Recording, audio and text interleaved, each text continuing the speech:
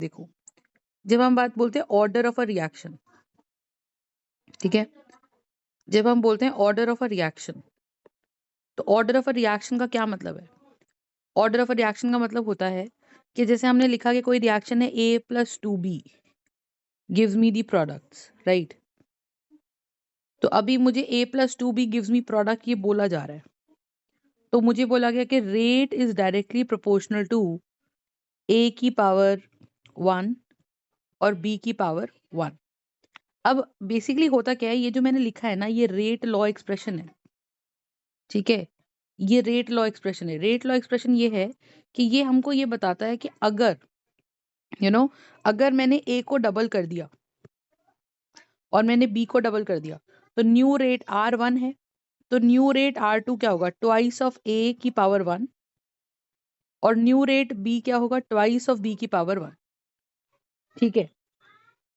तो R1, हम अगर ये बोलते हैं कि रेट इज इक्वल टू, अगर मैंने A को डबल कर दिया और B को भी डबल कर दिया, है ना, तो A को डबल कर दिया और B को डबल कर दिया, तो रेट पे क्या फर्क पड़ेगा? तो आप बोलो क्या फर्क पड़ेगा? कि रेट हमारा 4 टाइम्स हो जाएगा, क्योंकि A के डबल होने से 2 की पावर 1 यहां से बढ़ गया, है ना, और B के डबल होने से 2 की पावर 1 यहां से बढ़ गया। बोलो, तो 4 टाइम्स A इंटू B, हाँ या ना? बोलो, ये R2 हो जाएगा कि नहीं हो जाएगा? बोलो। तो अगर हम ऑर्डर ऑफ अ रिएक्शन की बात करते हैं, तो ऑर्डर ऑफ अ रिएक्शन का मतलब क्या है? ऑर्डर ऑफ अ रिएक्शन हुआ R2, that is 4 times A का कॉन्सेंट्रेशन इंटू B का कॉन्सेंट्रेशन। बोलो, समझ आ रही है बात कि नहीं? तो यहाँ से मुझे क्या समझ आया कि जो ऑर्डर है वो एक्सप्रेशन जो है ना, एक ऐसा एक्सप्रेशन जो मुझे ये बताए कि जो रेट ऑफ रिएक्शन है वो कौन कौन से रिएक्टेंट पे डिपेंड करता है। कई बार ऐसे हो जाता है कि भले ही A और B लिखा है रिएक्शन में, बट हिंदी समझ आ रही है ना, बट फिर भी ऐसा कई बार होता है कि यहाँ पे मैं A का इंपॉर्टेंस लूंगी नहीं, मैं लिखूंगी R is just directly proportional to the concentration of B। तो इससे मुझे ये समझ आया कि रिएक्टेंट भले ही A और B है, रिएक्टेंट भले ही A और B है, यू अंडरस्टैंड, बट रिएक्शन की जो स्पीड है वो सिर्फ B पे डिपेंड करती है, A पे डिपेंड नहीं करती है। इसका मतलब ये है कि रिएक्शन की जो स्पीड है वो सिर्फ B पे डिपेंड करती है, A पे नहीं करती। तो इसका मतलब हो गया कि ऑर्डर ऑर्डर मतलब power with respect to A 0 हो गया और B की पावर 1 हो गई। तो यहाँ पे हम क्या बोलते हैं कि what is a rate law expression? A rate law expression कौन है? A rate law expression is that expression where the rate is directly proportional to the concentrations of the reactant with each raised to the power some with each raised to some power। तो अगर मेरी कोई reaction A + 2B gives me products है, ठीक है, A + 2B gives me product है, तो मुझे यहाँ से क्या समझ आ रहा है बताओ? मुझे यहाँ से क्या समझ आ रहा है कि A + 2B अगर प्रोडक्ट है तो A और B दोनों पे रिएक्शन की स्पीड डिपेंड करेगी, तो R equals to some constant K, A की पावर X और B की पावर Y हो जाएगा। समझ आ रही है? तो ये जो X है और ये जो Y है, ये ऑर्डर होता है, इन्हें बोला जाता है order with respect to A is X। फिर हम बोलेंगे order with respect to B would be Y। Overall order would be X + Y। समझ आ रही है? Overall order would be X plus Y. Do you understand my point? तो ये concept है हमारा। तो जब हम बात करते हैं रेट लॉ एक्सप्रेशन की, ठीक है, जब हम बात करते हैं रेट लॉ एक्सप्रेशन की, तो रेट लॉ एक्सप्रेशन क्या होता है? रेट लॉ एक्सप्रेशन हमें ये बताता है कि जो रेट ऑफ रिएक्शन है किसी भी रिएक्शन का, वो किस पे डिपेंड कर रहा है, उसकी क्या पावर है। अब पावर बड़ा इंपॉर्टेंट रोल प्ले करती है। आप सोचो अगर मैंने बोला R is equal to K, A की पावर 1 B की पावर 1, और कोई दूसरा रिएक्शन है वहां पे rate is equal to K into A की पावर 2 और B की पावर 1। अब देखो, अब तुम बोलोगे मैम दोनों रिएक्शंस में B की तो पावर 1 ही है, सही बात है, दोनों रिएक्शंस में B की तो पावर सेम ही है, नहीं ये बात समझ, but what is happening you tell me, हो क्या रहा है? हो ये रहा है कि R इज इक्वल टू, यहाँ पे अगर A को डबल कर दिया, अगर यहाँ पर A को डबल कर दिया, अब जहां पहले आप A को 2 मोल्स डालते थे, वहां बीकर में अब आप A को 4 मोल डालोगे जाके, और यहाँ B की पावर 1 है, तो यहाँ क्या सीन आएगा मेरे पास, बोलो। तो R2 shall B K into 2A B rest power 1। तो यहाँ पे A की पावर क्या आएगी मुझे बताओ, यहाँ पे भी A की पावर 1 आएगी। तो new rate R2 over R1 क्या बनेगा, K into 2A into B over K into A into B, बनेगा कि नहीं बनेगा। तो B से तो B कैंसिल हो गया, A से A कैंसिल हो गया, K से K कैंसिल हो गया। मतलब इस वाले कोई स्पेसिफिक रिएक्शन के लिए जो न्यू रेट है वो ट्वाइस ऑफ रेट 1 होगा, बोलो हाँ या ना। Yes, समझ आ रही है मैं क्या ma'am. बोल रही हूँ। इससे मुझे क्या समझ आता है, Yes, ma'am. इससे मुझे क्या समझ आता है, बोलो। कि new, this is going to be the new rate, are you understanding. और Yes, यहाँ पे ma'am. अगर मैंने रेट 1 ये था, अगर मैंने R2 मतलब के A की जगह 2A का स्क्वायर कर दिया, तो new rate R2 over R1 क्या बनेगा, बोलो। ये बनेगा K A का स्क्वायर इंटू B, तो B की पावर 1 चला गया, A चला गया। ऊपर बनेगा 2 का स्क्वायर यानी कि 4A square over A square, ये बनेगा R2 ओवर R1, सही बात है। तो A स्क्वायर से A स्क्वायर चला गया, तो 4 shall be R2 over R1, हाँ या ना, Yes, ma'am. बोलो। तो इससे मुझे समझ क्या आ रहा है, इससे मुझे समझ ये आ रहा है कि 4 times R1 shall be equals to R2, हाँ या ना। तो 4 Yes, times ma'am. R1 is going to be equals to R2। तो यहाँ पे क्या हुआ, डबल तो आपने पहले रिएक्शन में भी A को करा, और डबल तो आपने दूसरे रिएक्शन में भी A को करा, हाँ या ना। लेकिन क्योंकि पावर यहाँ 1 थी पहले वाले पार्ट में, तो वहां A को डबल करने से रेट डबल ही हुआ, नहीं ये बात समझ। लेकिन यहाँ पे A को डबल करने से रेट 4 टाइम्स हो गया।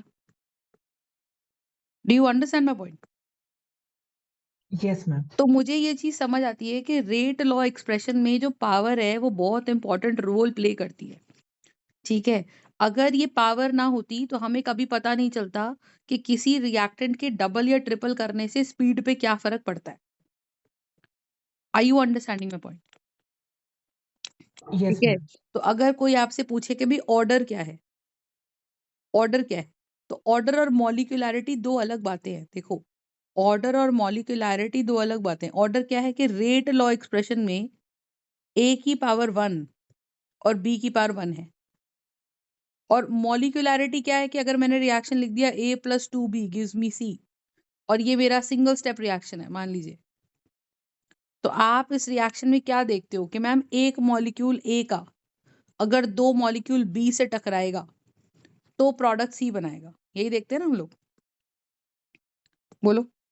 अगर एक मॉलिक्यूल A का दो मॉलिक्यूल B से टकराएगा तो क्या प्रोडक्ट C बनाएगा, बोलो। समझ आ रही है Yes, मैं क्या ma'am. बोल रही हूँ। So what am I trying to understand from here कि 1A plus 2B should give me C, that is the molecularity. I hope you are understanding, Yes, ma'am. ठीक है। तो ये कॉन्सेप्ट है। तो 1A plus 2B shall give me C, this is my short answer. तो molecularity का मतलब होता है number of molecules colliding with each other, number of molecules colliding with each other, ठीक है, in a reaction, in a single step reaction. कि single step reaction में कितने मॉलिक्यूल्स आपस में टकरा रहे हैं to carry out the reaction, you understand, to carry out the reaction, do you understand my point. और ऑर्डर क्या होता है, Yes, ma'am. ऑर्डर क्या होता है, ऑर्डर का मतलब होता है कि the sum of the powers. What is order, the sum of the powers of the concentrations of reactants, the concentration of reactants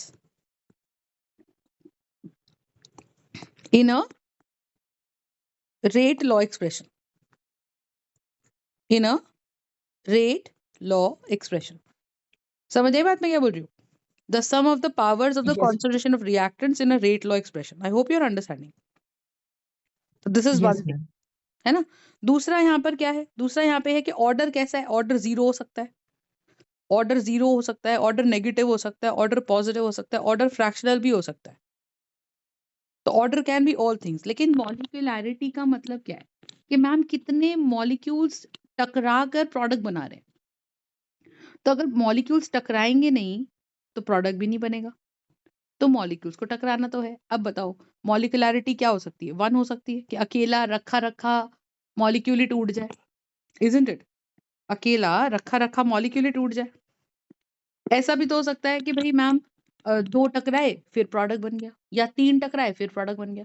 तो molecularity first of all can not be 0, क्योंकि अगर हम ये बोल रहे हैं कि कोई टकरा ही नहीं रहा तो भाई प्रोडक्ट कैसे बन रहा है? तो यहाँ पे मॉलिक्यूलैरिटी आपको ये याद रखना है, मॉलिक्यूलैरिटी कैन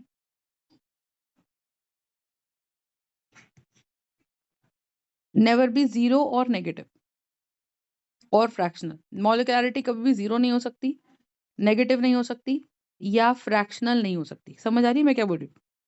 मॉलिक्यूलैरिटी कैन नेवर बी 0 और नेगेटिव और फ्रैक्शनल। समझ आई बात मैं क्या बोल रही हूँ? ठीक है, Yes, ma'am. लेकिन ऑर्डर, नेगेटिव, फ्रैक्शनल सब हो सकता है।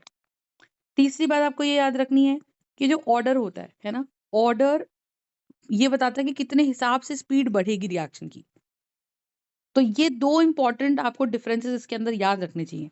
दूसरी बात देखो, ऑर्डर की कोई लिमिट नहीं है। Order can be 10th order, 15th order, कुछ भी। So order can be as high as possible. Order can be as high as possible. समझ आई? और जो मॉलिक्यूलैरिटी है, मॉलिक्यूलैरिटी का क्या सीन है? मॉलिक्यूलैरिटी शुड बी एट मैक्स 3। अब मुझे खुद बताओ, 2 टकरा सकते हैं मॉलिक्यूल्स? 3 भी टकरा सकते हैं फुल फोर्स के साथ। 4 का टकराना कितना मुश्किल है बताओ? 4 के टकराने में इन दोनों का तो कोलिजन हुआ ही नहीं, इन दोनों का तो हुआ ही नहीं। बोलो सही बात है? Yes, ma'am. तो इसका मतलब मैक्सिमम मॉलिक्यूलैरिटी 3 जाती है। उससे ऊपर के भी रिएक्शंस हैं मॉलिक्यूलैरिटी के, पर वो अलग तरीके से होते हैं। तो आपको समझना है कि molecularity above 3 is very rare. Molecularity above 3 is very rare, कि बहुत ही रेयर है मॉलिक्यूलैरिटी अबव 3। समझ आ रहा है मैं क्या बोल रही हूँ? So molecularity above 3 is very very rare. ठीक है, so this is the concept. तो जब हम बात करते हैं ऑर्डर एंड मॉलिक्यूलैरिटी की, तो हमें रेट लॉ एक्सप्रेशन देखना होता है। Do you understand my point? Yes, ma'am. ठीक है, ये कॉन्सेप्ट है। अब आप ये देखो, जब हम ऑर्डर एंड मॉलिक्यूलैरिटी की बात करते हैं तो इसमें क्या सीन क्या है, ध्यान से समझो। जब हम ऑर्डर एंड मॉलिक्यूलैरिटी की बात करेंगे तो यहाँ पे आपको एक क्वेश्चन ऐसे आता है। पहला टाइप का क्वेश्चन देखो, अब मैं न्यूमेरिकल्स करा रही हूँ, ठीक है, मैंने फॉर्मूले वगैरह सब करा दिया आपको। अब मैं हर पॉसिबल टाइप का ना क्वेश्चन डिस्कस कर देती हूँ तो वो हो जाएगा। देखो क्वेश्चन कहता है आपको, क्वेश्चन कहता है if the rate law expression is, if the rate law expression for a reaction is R equals to P K into P raised to power 2 Q raised to power 3. If the rate law expression reaction is this, how would the rate of reaction vary? How would the rate of reaction vary if concentration of Q is tripled, if the concentration of P is halved? ठीक है, एक ये सवाल आता है। तो इसमें आप क्या बोलोगे कि रेट 1 क्या है? K इंटू पी की पावर 2 और Q की पावर 3। बोलो हाँ या ना अतुल? Yes, ma'am. ठीक है, अब इसमें क्या सीन क्या है? अगर आपको ये चीज समझ आ रही है कि R equals to K P की पावर स्क्वायर और Q की पावर 3, ठीक है, तो इसमें क्या चल क्या रहा है? आपको पहले पार्ट में बोल रखा है ओनली Q इज ट्रिपल, तो सिर्फ Q की बात करिए। अगर Q की बात करिए मतलब P के बारे में अपने को कोई पता नहीं है, तो हम लिखेंगे new rate R2 shall be what? K।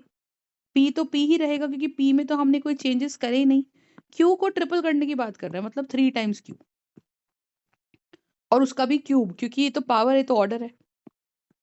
तो आप अगर इनको डिवाइड करोगे तो आपसे पहला एक सवाल पूछ सकते हैं, what is the order, what is the order with respect to P, with respect to Q and overall order, तीनों बता दो।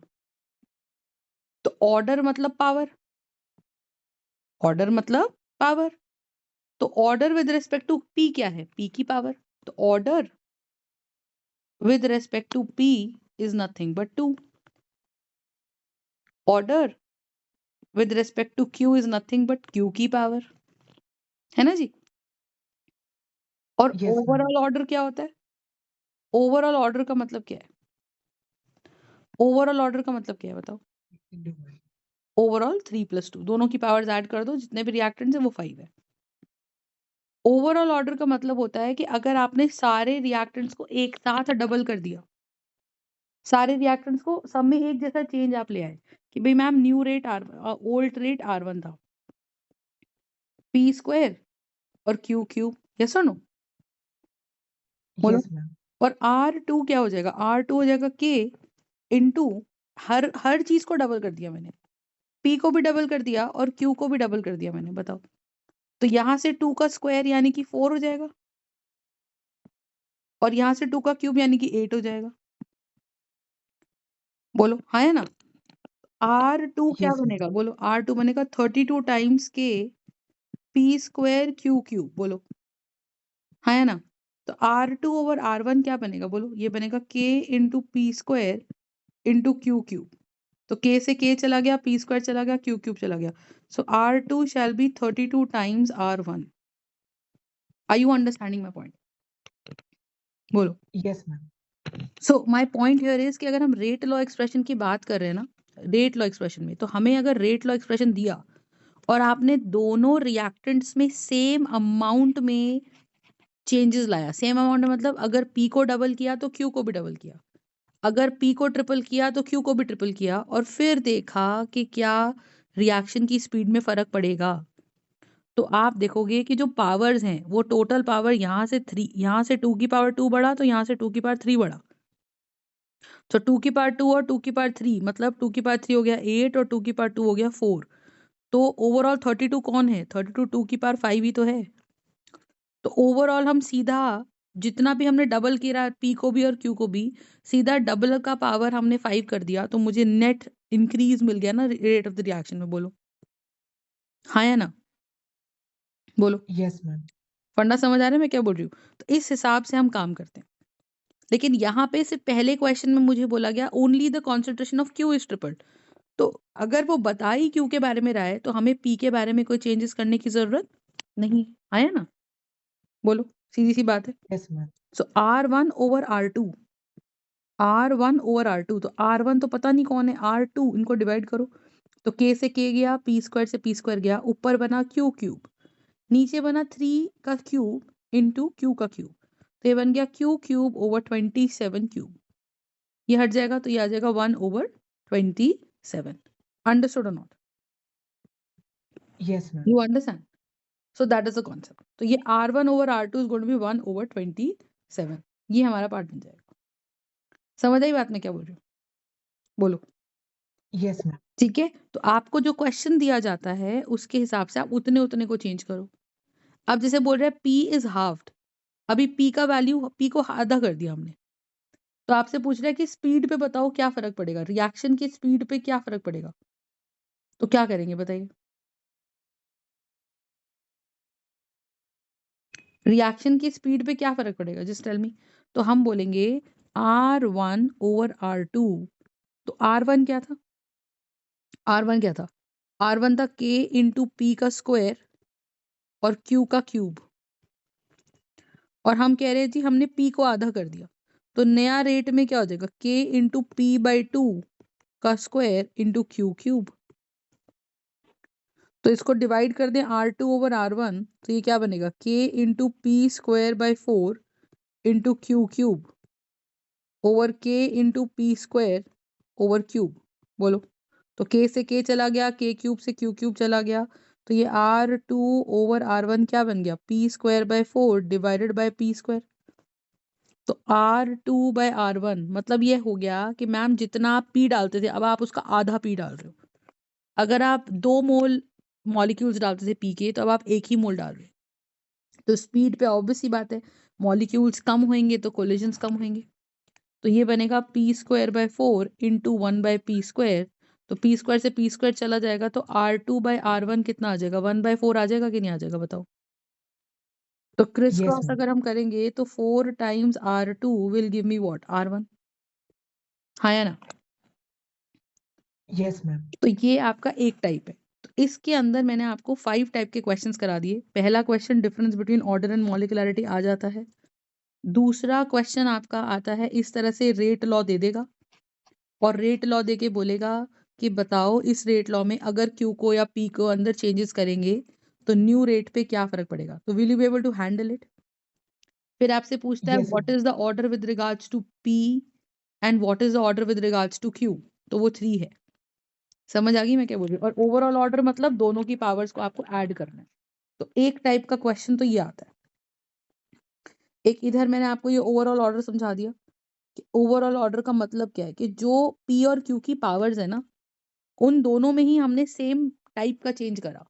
और दोनों में ही सेम टाइप का चेंज करने के बाद हमने क्या देखा कि दोनों में ही अगर आपने सेम टाइप का चेंज कर लिया, ठीक है, तो क्या होगा। Yes, ma'am. तो क्या होगा, समझ आई बात मैं क्या बोल रही हूँ। Yes, ma'am. आगे देखो, आगे देखो। अब एक टाइप का क्वेश्चन आपको देता है, कहता है जी इफ, अच्छा इसी क्वेश्चन में कहता है calculate the unit of rate constant, ऐसा भी बोल सकता है। Ma'am, कैलकुलेट द, just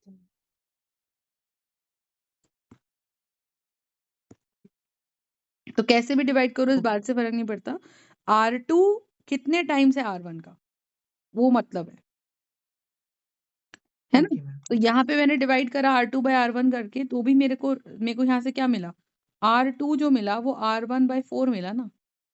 कि जो नया रेट है, जो नया रेट है वो पुराने रेट का 4 टाइम्स है, 1/4 है। You understand my Okay. Point. Yes, yes, yes. जो R2 है वो ओल्ड रेट का 1/4 है। नहीं ये बात समझ, ठीक है। Understood, ma'am. अब यहाँ पे देखो आप, ये बात कर रहा है इसकी। अब जैसे इसी क्वेश्चन में मुझे बोल सकता है calculate the unit of rate constant. Rate constant कौन हुआ हमारा, के।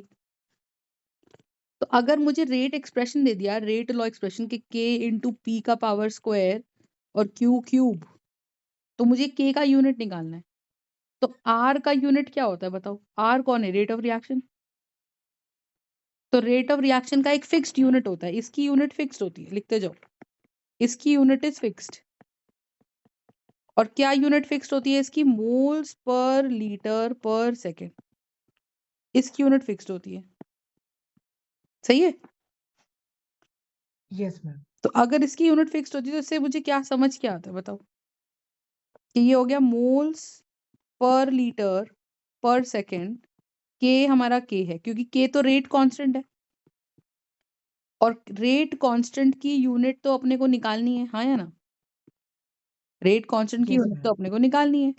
तो यहाँ पे मोल्स पर लीटर पर सेकेंड ये फिक्स यूनिट है यहाँ पर। पी क्या है, कॉन्सेंट्रेशन। क्यू क्या है, कॉन्सेंट्रेशन। तो कॉन्सेंट्रेशन की यूनिट क्या होती है, कॉन्सेंट्रेशन की यूनिट क्या होती है, moles per litre. That's the concentration unit. That is moles per litre का square into moles per litre का पावर क्यूब। तो के क्या आएगा, के यहाँ पे आएगा मोल्स पर लीटर पर second over mole square litre -2, क्योंकि स्क्वायर स्क्वायर। और यहाँ आ जाएगा मोल क्यूब लीटर -3, हाँ है ना। Yes, ma'am. तो के का यूनिट जो रेट कांस्टेंट है उसका यूनिट क्या बनेगा मेरे पास, मोल्स पर लीटर पर second over mole square litre -2 मोल क्यूब लीटर -3। तो एक मोल से एक मोल चला गया तो नीचे मोल इंटू मोल क्यूब, तो मोल 4 बचा 1/, और यहाँ लीटर -2 लीटर -3। तो अगर मैं सब सॉल्व कर दूं तो मेरे पास क्या बचेगा, मोल्स की पावर -4, लीटर की पावर -1 +5, और सेकंड इनवर्स, ये आ गया के का यूनिट, हाँ है ना। बोलो। Yes. तो के क्या आ गया मेरे पास, के आ जाएगा मेरे पास, के आ जाएगा मेरे पास moles -4 litre -1 litre 5 litre 4 second inverse. हाँ या ना? ठीक है, Yes, ma'am. तो ये के है हमारा, दिस इज के। तो के हो गया मोल की power -4 litre 4 second inverse. Do you understand my point? Yes, ma'am. ठीक है जी। तो दिस इज द कॉन्सेप्ट। तो जब हम यहाँ बात करते हैं ना, calculate the unit of the rate constant, calculate the unit of the rate constant, ये जो हम करते हैं, ठीक है, तो Okay, ma'am. ये आपको के का यूनिट निकालना होता है। ये याद रखो, ये पी और क्यू जब ऐसे कुछ दिया जाता है, पी और क्यू ऐसे कुछ दिया जाता है, तो ये कॉन्सेंट्रेशन की यूनिट होती है और मोल्स पर लीटर होती है। समझ आ गई बात कि नहीं? Yes, ma'am. बताओ। सो ये कॉन्सेप्ट है, ठीक है। अब यहाँ पे सीन क्या है, यहाँ पे सीन क्या है, तो K is going to be moles -4 litre 4 second inverse, ये के है, ठीक है। अब देखो यहाँ पे, अब यहाँ सीन क्या है, दूसरा एक क्वेश्चन क्या आता है, दूसरा क्वेश्चन आता है calculate, calculate the what, calculate the time in which a first order reaction gets 25% completed, gets 25% completed. Calculate the time in which the first order reaction gets 25% completed. ठीक है, तो वो टाइम जिसके अंदर रिएक्शन 25% कंप्लीट हो रहा है और फर्स्ट ऑर्डर रिएक्शन है, और उसका रेट कांस्टेंट आपको दे रखा है 1.9 × 10⁻² सेकेंड इनवर्स। तो फर्स्ट ऑर्डर रिएक्शन के लिए हमने इक्वेशंस डिराइव करी थी, हमने कहा था ये इक्वेशन है फर्स्ट ऑर्डर की, KT = 2.303 log of A0/A0 - x, जो लिया है अपॉन जो बचा है। समझ आई बात?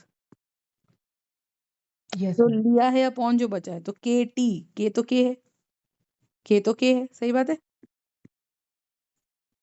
और T क्या है कि T निकालना है, तो K का वैल्यू तो अपने को पता है 1.9 × 10⁻²। और टाइम क्या है बोलो, टाइम तो निकालना है, that is 2.303 log of A0/A0 - x, तो 100/100 - x।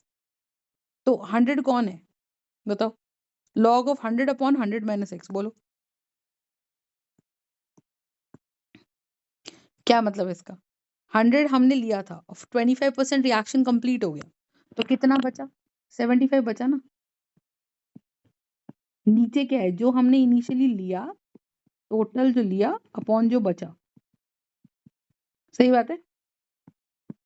Yes, ma'am. टोटल जो लिया अपॉन जो बचा, नहीं ये बात समझ।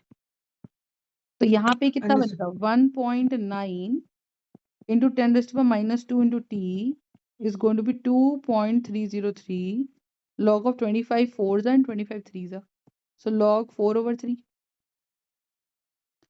तो t का वैल्यू कितना आ जाएगा, 2.303 log 4/3, मतलब log a/b। तो log a/b को क्या लिखते हैं, log 4 - log 3। ये आ रही है बात समझ, Yes, ma'am. क्योंकि प्रॉपर्टी होती है लॉग की। तो इसको सॉल्व करेंगे तो वैल्यू आ जाएगी। लॉग मैंने शायद से समझाया भी है, ठीक है। तो ये इंपॉर्टेंट है, इसको सॉल्व करो, गेट द आंसर।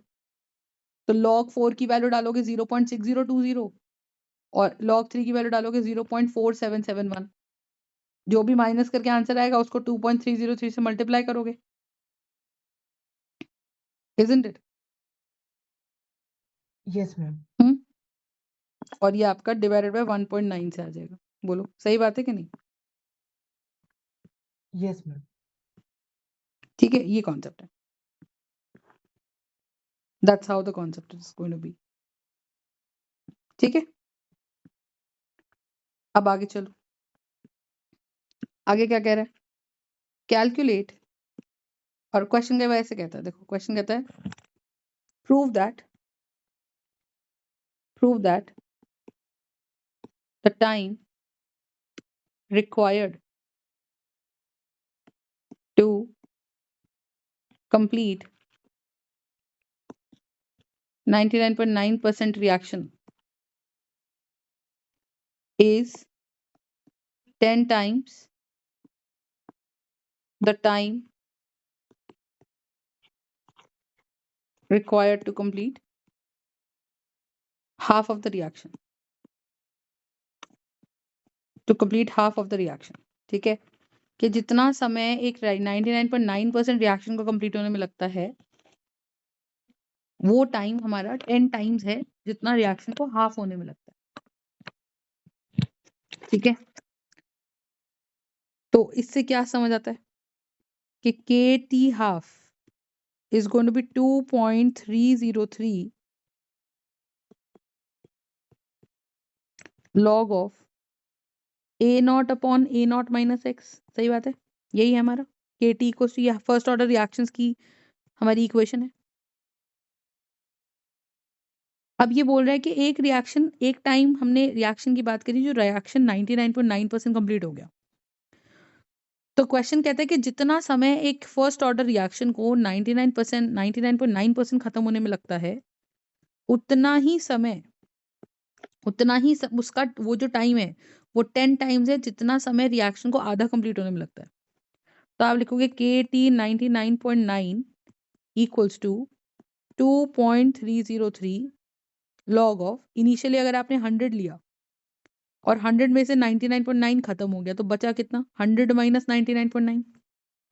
तो के टी 99.9 जो हुआ वो हुआ 2.303 लॉग ऑफ 100 ओवर 0.1, यही हुआ ना। और के टी हाफ क्या हुआ, हाफ मतलब 50%। सो 2.303 लॉग ऑफ, लिया 100 था, 50 खत्म हो गया और 50 बच गया, बोलो हाँ या ना। तो ये कैंसिल हो गया, 5 टाइम्स 2 आ गया। तो अगर मैं इन दोनों को उठा के डिवाइड कर दूं तो 2.30 से 3 ये खत्म हो जाएगा। So T 99.9 over T half shall be what, point हटाएंगे तो यहाँ 1000 आ जाएगा, मैम। तो यहाँ ऊपर 1000 आ गया, तो लॉग 1000 डिवाइडेड बाय लॉग 2। तो लॉग 1000 क्या है, time taken to convert 99.9 over time to complete half is basically log of 10 raise to power 3 over log 2। सही बात है, तो 3 आगे आ जाएगा, तो 3 Yes, टाइम्स लॉग 2, बोलो 3 टाइम्स लॉग 10, 3 तो आगे आ गया। सो 3 टाइम्स लॉग 10 होता है 1 और लॉग 2 की वैल्यू होती है 0.3010, क्योंकि टू द बेस 10 है। तो 10 की पावर हम क्या कर देंगे, वापस से 10 आ जाए क्योंकि 3 तो आगे ले आए, तो 1 बना। और 10 की पावर हम क्या कर देंगे, लॉग 2 आ जाए, तो 0.3010 बना, तो ये 0.3 हट जाएगा यहाँ से, बोलो। तो ये कैंसिल होकर यहाँ 10 आ गया, तो 3 टाइम्स 10 ये हो गया। So time taken to complete 99.9% upon time taken to complete half shall be 10, hence proved. समझ आया मैं क्या बोल रही हूँ, क्योंकि ऊपर बन जाएगा 3 इंटू 1 ओवर 0.3, पॉइंट हटाने के लिए 0 लगाया तो ऊपर 30 बन गया, तो 10 बचा ना ऊपर। So T yes, ma'am. 99.9 over T half 10 आ गया। तो इससे समझ आया कि जितना समय रिएक्शन के 99.9% कंप्लीशन में लगता है, that time is half time का 10 टाइम्स, हाफ टाइम का 10 times. So this is how you are suppose to complete the question. तो ये याद रखना है कि ये जो फर्स्ट ऑर्डर रिएक्शन है ना, उसका के कभी नहीं बदलता, चाहे रिएक्शन टी हाफ, चाहे रिएक्शन 50% कंप्लीशन हो जाए, चाहे रिएक्शन 75% कंप्लीशन हो जाए, कितना भी रिएक्शन कंप्लीट हो जाए, उसका के कभी नहीं बदलेगा। Do you understand the point, Yes, ma'am. Right? So that is the concept. Okay, now you have a look here.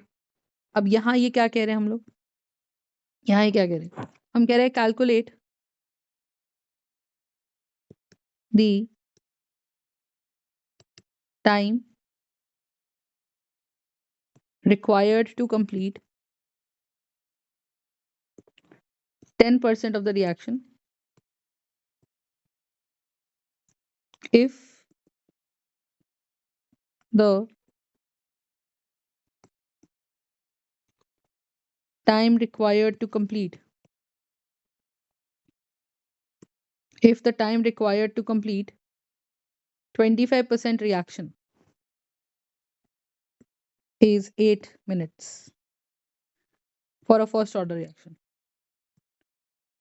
ठीक है, किसी भी फर्स्ट ऑर्डर रिएक्शन के लिए आपको टाइम निकालना है कि कितने समय में 10% रिएक्शन कंप्लीट होगा, अगर 25% रिएक्शन कंप्लीट होने में कितना समय लगता है, तो कैसे करोगे बताओ?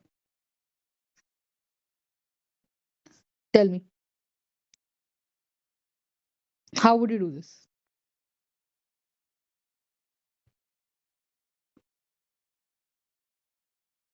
की चीज समझ आती है? तो Yes, first ma'am. Order reaction की इक्वेशन क्या है? KT equals to 2.303 log of A naught upon A naught minus x के जितना लिया था अपॉन जितना बच गया, तो ये आ जाएगा 2.303। तो अगर मैं बात करूं यहाँ पे K टाइम 10% के लिए लिख लो, time completion for 10 minutes 10% shall be equals to 2.303 log of कितना लिया था हम लोगों ने, बोलो? A नॉट कितना था मेरे पास? 100। 100. और 10% खत्म होने के बाद 90 बचा, क्योंकि ऊपर था कितना लिया और नीचे था कितना बचा। ऐसे ही दोबारा लिख दो फर्स्ट ऑर्डर के लिए, के टी हाफ क्या बनेगा? के टी हाफ क्या बनेगा? के टी 25%, तो that shall be 2.303 log of 100 लिया था और 75 ये हो गया, हाँ है ना? Yes, ma'am. ठीक है, तो इनको आप उठा के डिवाइड कर दो, तो आप देखो क्या क्या कैंसिल हो जाएगा। 2.303 कैंसिल हो जाएगा, के से के चला जाएगा। तो मुझे के निकालने की जरूरत, देखो कुछ बच्चे क्या करते हैं, वो पहले इसको सॉल्व करते हैं, उसमें से 25 मिनट्स का टाइम दे रखा है, 8 मिनट वो डालेंगे, यहाँ से के निकालेंगे, फिर के निकाल के दूसरी इक्वेशन में डालेंगे पहले वाली। पर बात ये है कि पहले वाले में अगर आप डाल भी देते हो तो ये लॉन्गर मेथड है। मैं क्या करती हूँ, दोनों की इक्वेशन लिख लेती हूँ,